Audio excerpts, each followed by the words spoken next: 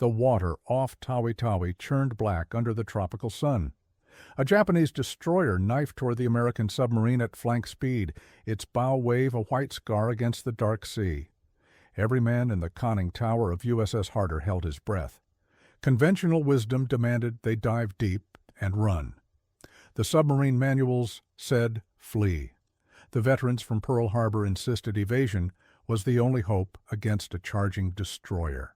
But Commander Samuel Dealey stood calm at the periscope, watching the enemy grow larger with each passing second.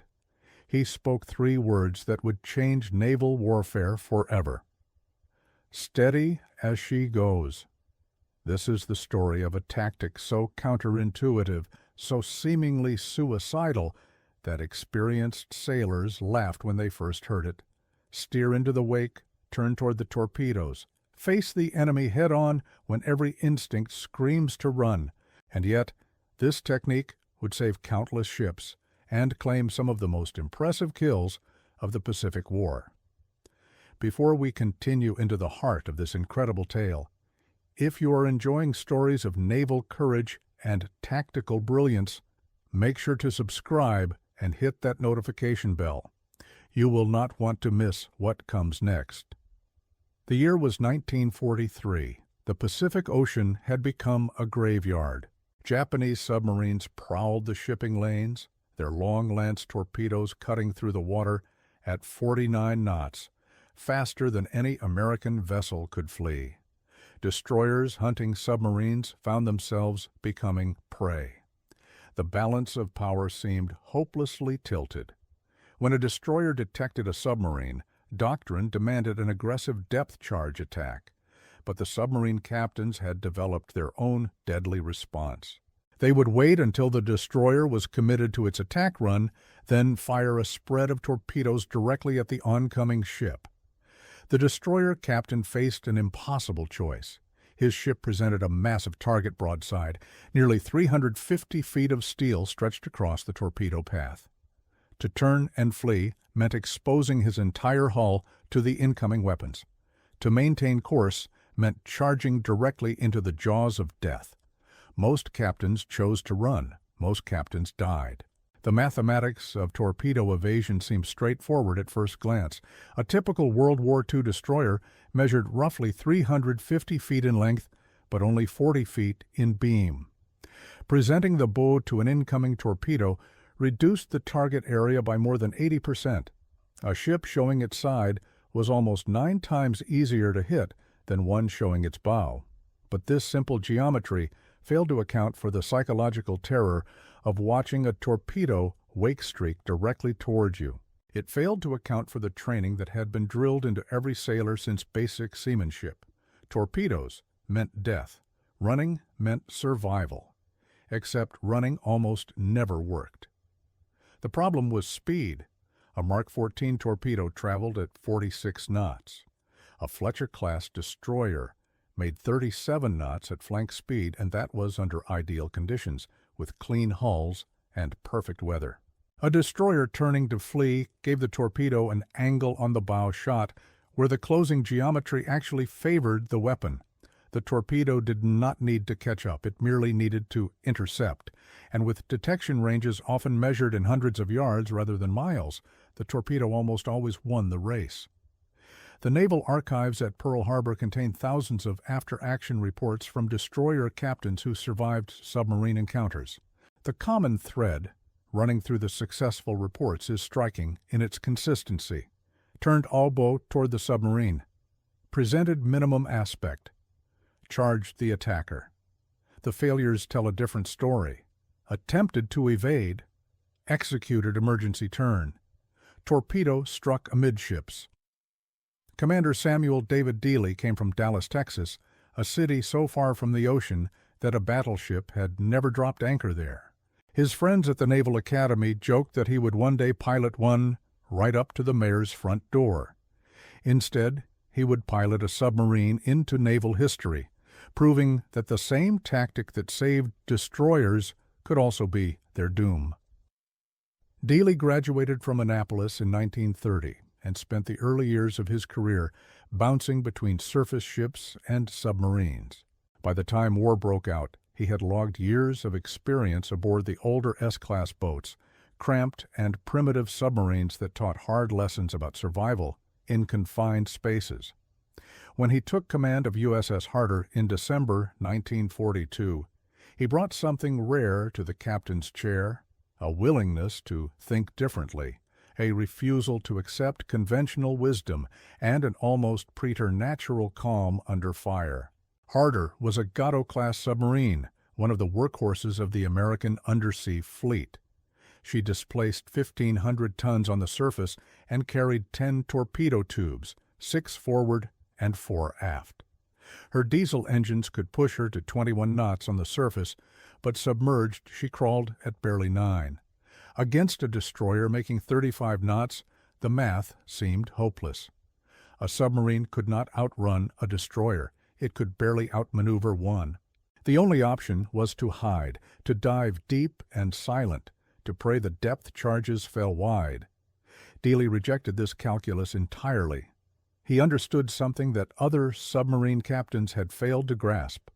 The geometry that made a fleeing destroyer vulnerable worked in reverse as well. A destroyer charging bow-on at a submarine presented a narrow target. If the submarine captain could hold his nerve, if he could wait until the destroyer committed fully to its attack run, if he could fire his torpedoes at exactly the right moment, the destroyer became trapped by its own momentum. The timing had to be precise.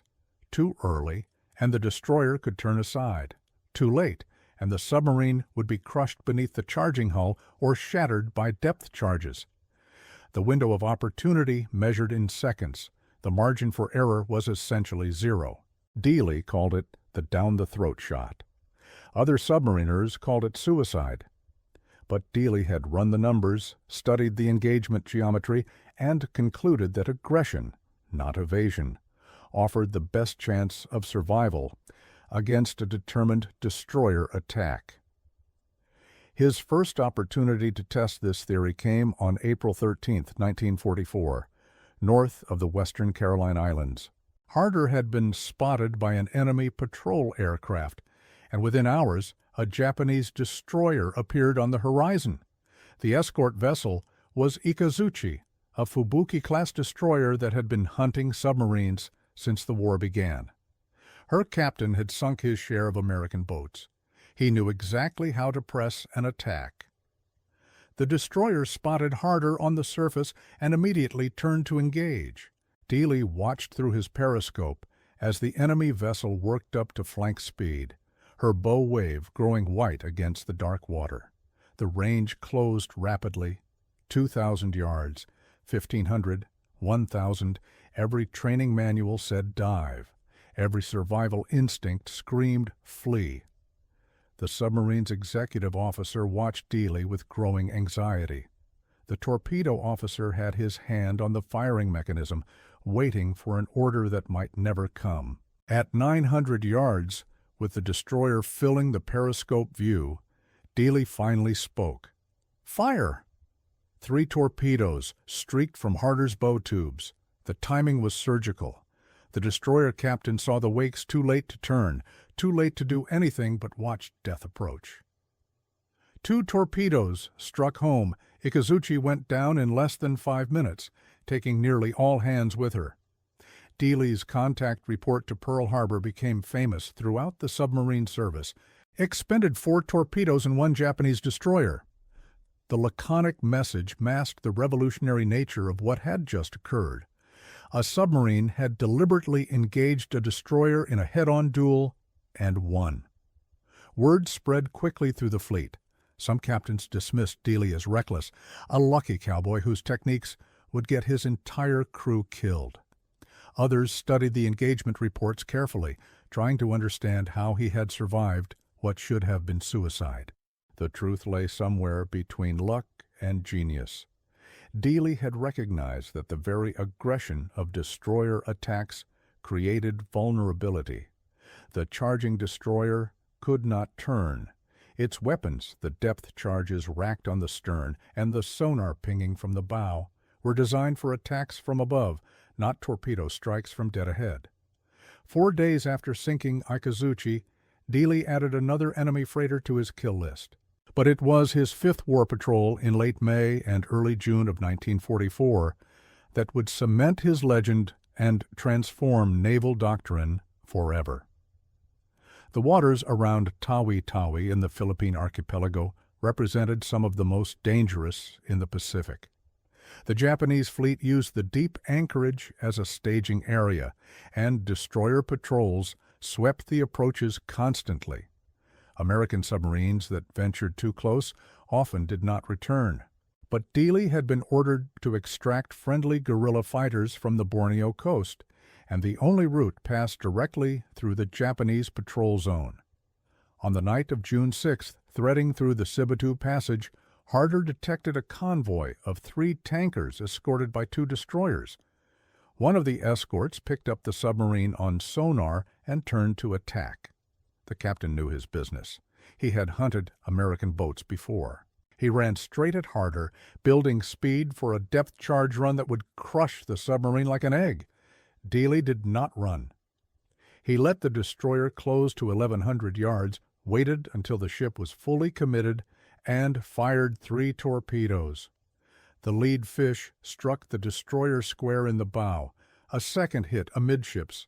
Minatsuki broke apart and sank in less than 2 minutes. The second escort tried to avenge her sister, but night had fallen, and in the confusion, Dealey slipped away. The next morning brought another encounter. Harder was running on the surface to charge batteries when lookouts spotted a destroyer on the horizon. This was Hayanami, a Kagero-class ship that outgunned and outpaced the submarine by every measure. Her captain had received word of Minatsuki's destruction and was determined to catch the American responsible. He pushed his ship to flank speed and turned to intercept. Dealey watched the destroyer approach through his periscope.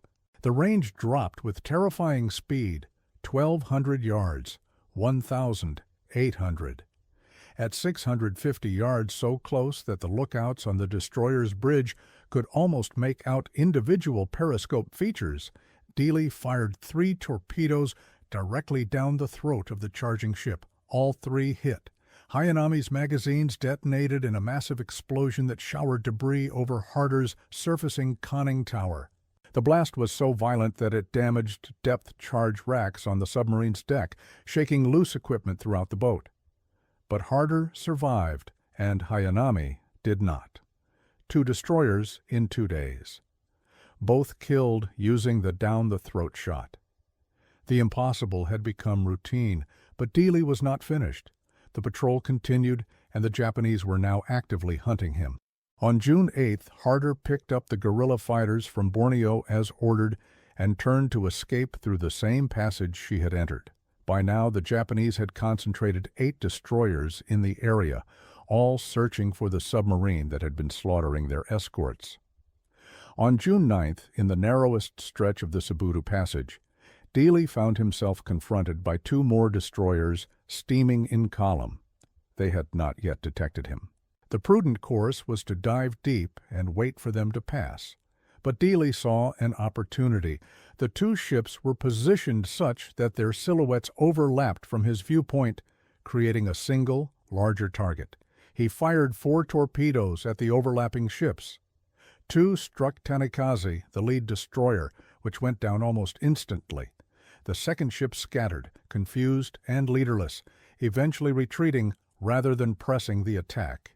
Dealey believed he had scored hits on both vessels, though post-war records only confirmed the single kill. The following day, June 10th, Dealey spotted something extraordinary through his periscope. A large Japanese task force, 3 battleships, 4 cruisers, and a screen of destroyers was transiting the area. One of the screening destroyers detected Harder and turned to attack. This was the most dangerous moment yet. An entire fleet would be watching the engagement. If the submarine could be destroyed, it would lift the shadow that had fallen over Japanese naval operations in the region. Dealey watched the destroyer approach. The ship's captain knew exactly what he was doing. He had studied the reports from the previous days. He understood that somehow, impossibly, an American submarine was deliberately engaging destroyers in head-on combat and winning. He was determined not to become the next victim. The range closed. Dealey fired 3 torpedoes down the throat. The destroyer captain, forewarned, had been watching for the torpedo wakes.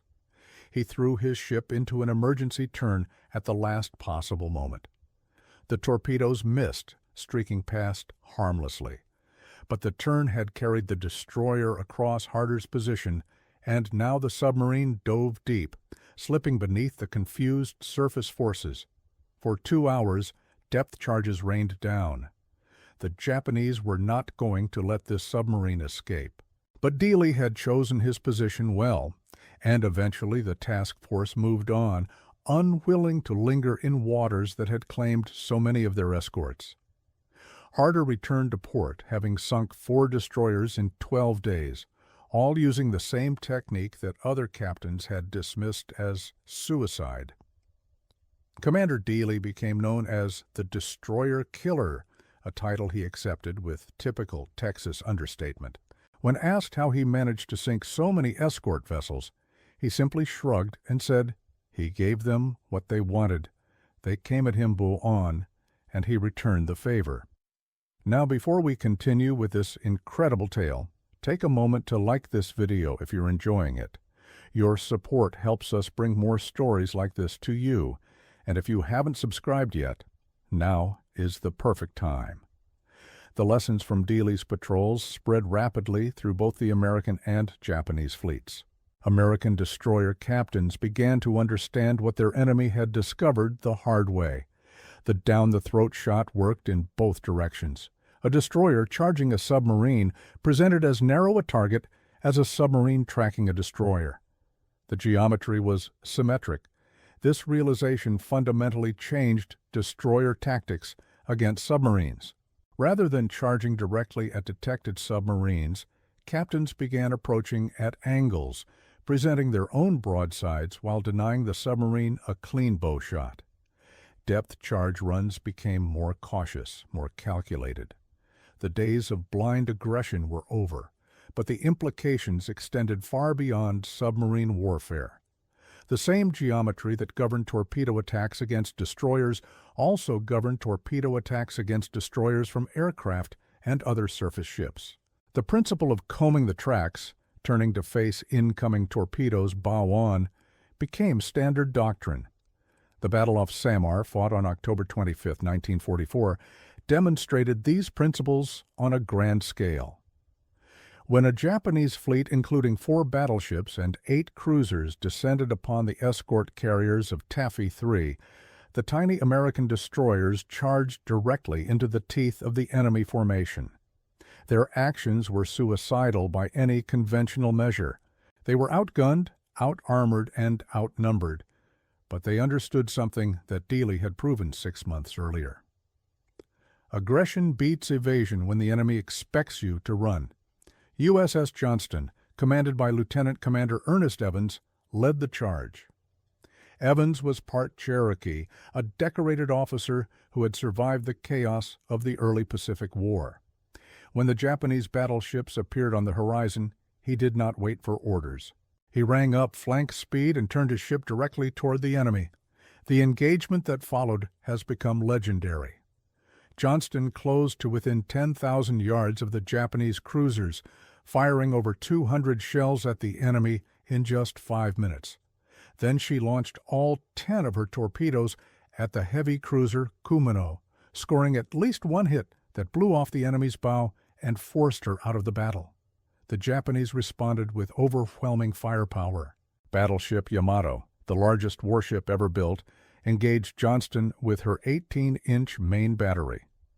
3 massive shells slammed into the tiny destroyer, followed by hits from Yamato's secondary battery. The damage was catastrophic. Johnston lost her aft engine room and most of her electrical power. Over half her crew was dead or wounded. Commander Evans lost 2 fingers to shrapnel, but Johnston kept fighting. Her crew restored power to the forward guns. Evans directed the battle from the fantail after the bridge became uninhabitable. When a column of Japanese destroyers threatened the fleeing carriers, Johnston interposed herself between the enemy and the vulnerable flat tops.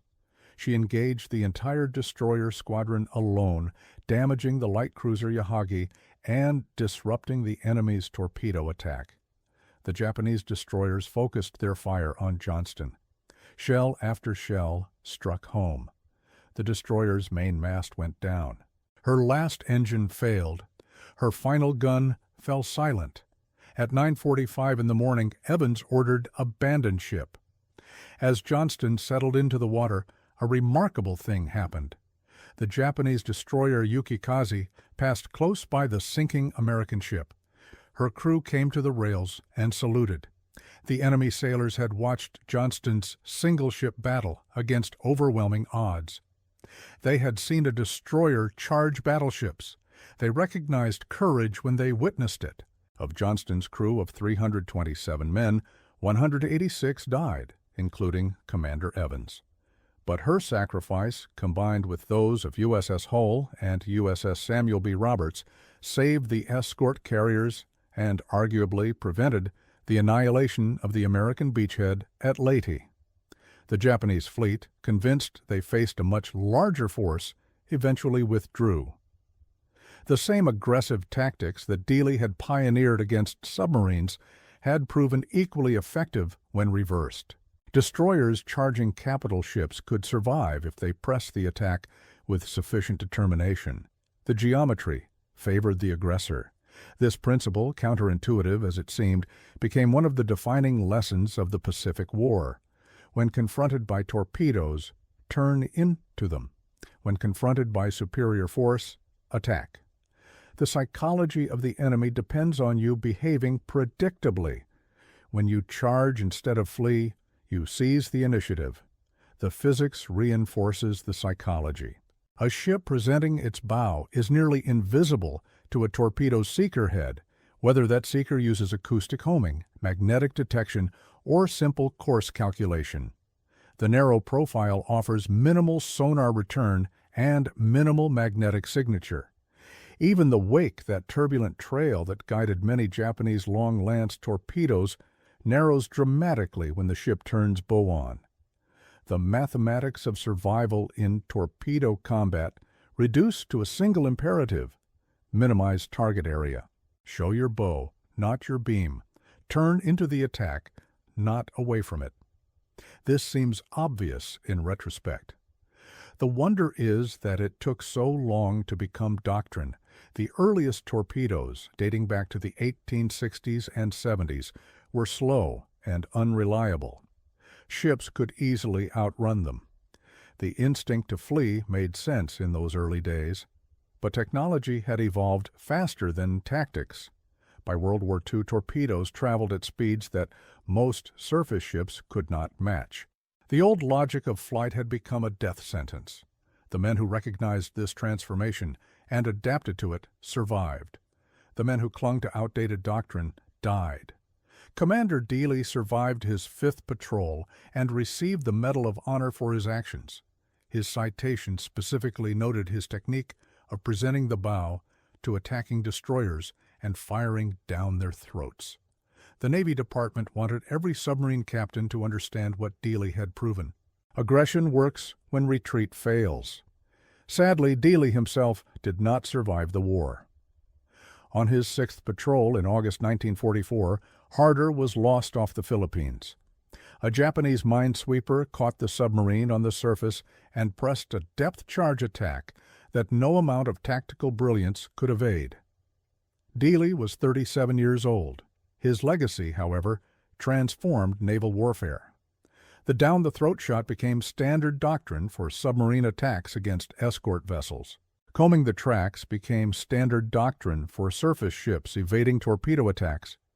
The principle of turning into the threat, of presenting minimum aspect to incoming weapons, extended eventually to air combat, missile defense, and modern naval tactics generally.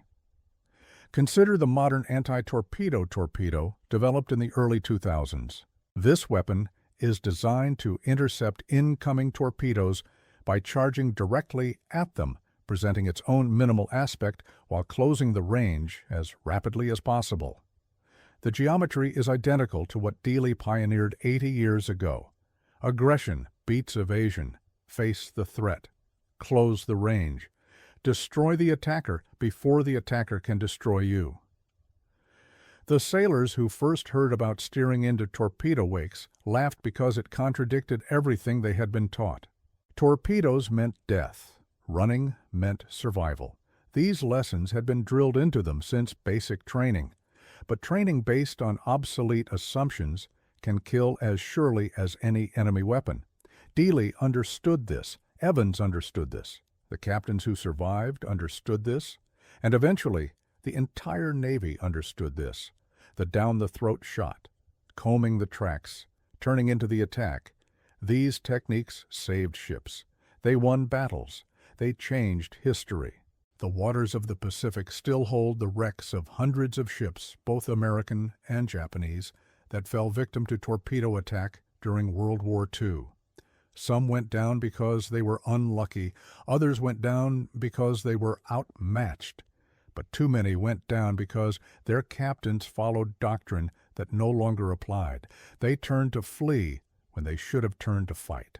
In March 2021, an underwater expedition located the wreck of USS Johnston at the bottom of the Philippine Trench.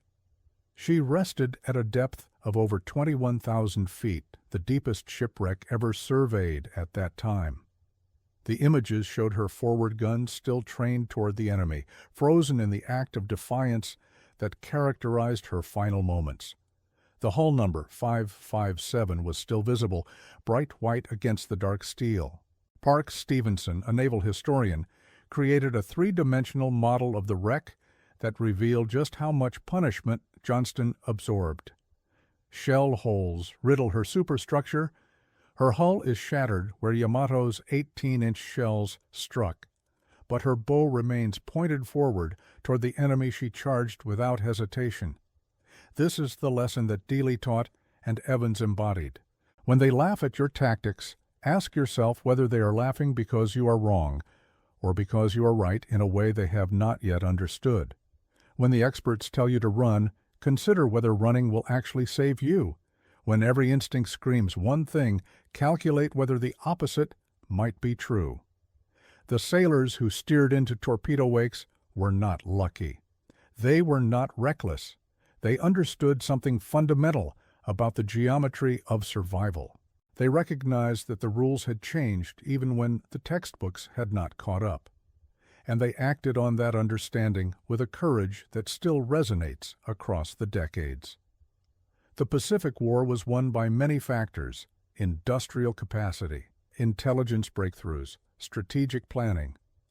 But it was also won by individual sailors who questioned, received wisdom, and had the nerve to try something new. Commander Dealey, sitting calmly at his periscope as a Japanese destroyer charged toward him at 35 knots, refused to accept that his only options were flight or death. He found a third way, and in doing so, he changed everything. The next time someone tells you that the experts have already figured out the best approach, remember the men who laughed at steering into torpedo wakes. Remember that those same men stopped laughing when the destroyer survived 4 attacks. Remember that sometimes the counterintuitive answer is the correct answer, and the only way to discover this is to have the courage to try. If this story has resonated with you, please share it with someone who appreciates tales of courage and tactical innovation. Subscribe to stay updated on more incredible stories from naval history. And remember the lesson that Commander Dealey taught with his life. When they expect you to run, charge. When they think they have you trapped, attack. And when the torpedo wakes streak towards you through the dark water, steer directly into them. The geometry of survival is not what you think. The men who understood this lived to tell about it. The men who did not understand became footnotes in the action reports. Choose wisely which group you wish to join. The Pacific Ocean keeps its secrets deep beneath the waves. The wrecks of Johnston and Harder rest in water so dark that sunlight never penetrates. But the lessons those ships taught still illuminate our understanding of combat, of courage, and of the willingness to think differently when everything depends on the answer. They laughed at one sailor's suggestion to steer into the torpedo wake.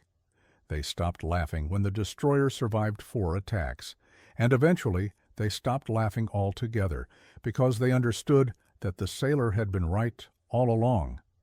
This is the nature of tactical innovation. It starts with one person willing to challenge the consensus. It continues with the courage to act on that challenge when lives hang in the balance. And it concludes with the rest of the world catching up to what the innovator knew from the beginning. Commander Samuel Dealey knew, Lieutenant Commander Ernest Evans knew, the captains who studied their techniques and applied them knew. And now you know as well.